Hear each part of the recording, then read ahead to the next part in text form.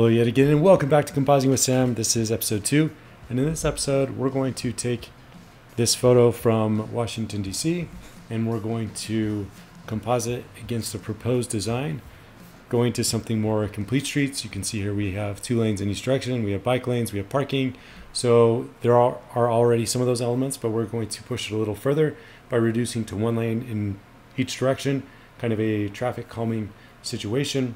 I just do want to give the caveat that I'm not an urban designer. My background is more roadway and civil engineering, but I do want to show how I can not only edit this picture, do the design, but also composite it all in a very short period of time here within Beyond Typicals. All right, so now we're in Beyond Typicals. This is the default project.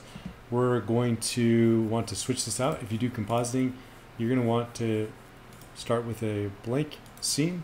You can do that here from the example projects, or you can always do it here, file, new blank to get going. And then we want to remove this total width. And now we go to the render tab, photo compositing. We want to import those layers. So, all right, so once you have those imported, you need to make sure that you're set to 4K for the correct scale.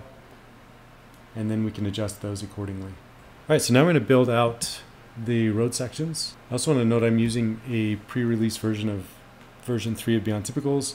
So if things look a little bit different, that's why. Also want to go and extend the length out to, let's say, 400 feet. Let's see what happens there. I'm also going to do kind of brown trees. You can see here, this was taken in the winter, so there's no leaves on the trees. And we also want to do that with the grass. So when you go to grass, you want to just do fescue grass brown. We just don't want it to be like this bright green grass in this winter scene.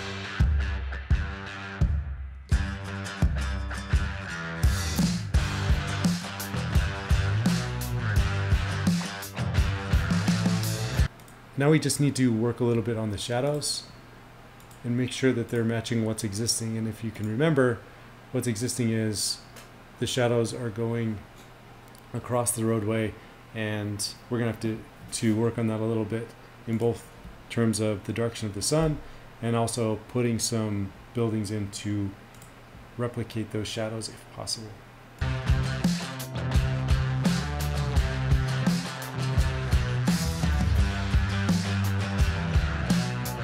Alright, so what I'm doing is I'm just placing these buildings alongside, and then once you select them, you can switch back to your camera preset.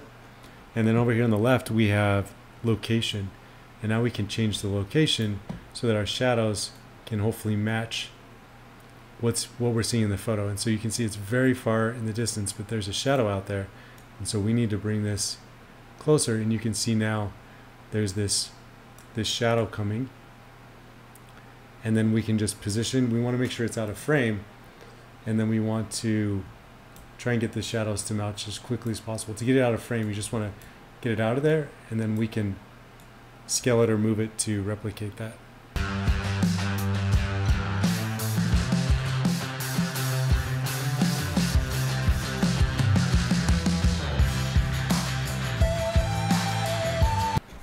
All right, so now you can see here, we pushed that background photo back to the back, turned the opacity back to where it was, and now our shadows are going to be much clearer, or they're going to match much better what we see in the photo.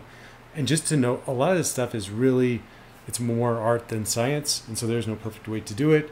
The goal is just to blend it. You want to convince the viewer that this is an actual photo. This is actually what's going to happen out there. You don't want to distract them, and so sometimes you can use buildings or trees to cast shadows. Sometimes you got to adjust the lighting. Nothing is going to be exact or perfect, but you just want to do it to look as good as possible. And then one other note, just the photos are darker when you're in Beyond Typicals, but when you render, they're going to be lighter. And so I'll always keep that in mind as well. All right, so we've built our model, we've camera matched, we've worked with our shadows and adjustments, and now we're going to do some renders and see how it's turning out. One other note before I do renders, I do want to look at doing some traffic adjustments. And so we can adjust which vehicles show up. I don't want these trucks showing up in this one. I don't want buses showing up in this one.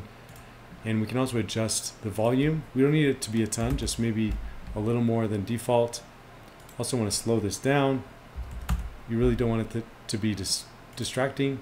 Then over here, the same for the bikes. We want to increase the volume. And then we can put a stop bar here as well.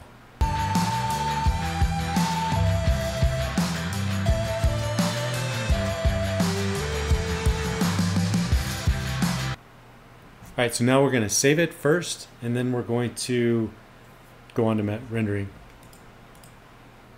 When you render, these are the settings that I like. I like 4K. You want to turn, I usually turn down this quality samples per frame just to 1. I think that's usually fine. And then MP4 quality, we can just be standard as well. That's going to speed things up a little bit. I'm going to make a 30-second long clip and 60 frames per second. All right, so I did a few more tweaks. And we are clocking in at about just under a half hour for this project, which is pretty amazing that we did all that work, less than a half an hour to produce such a beautiful result out of Beyond Typicals. One of the adjustments that I made was just turning down the traffic. My first renders, there were just too many cars coming through with the stop bar, so I turned that down, and things are looking much better. So learn more about us at beyondcad.com. Start a free trial today. Reach out to us if you're interested in learning more, and I will talk to you in the next one.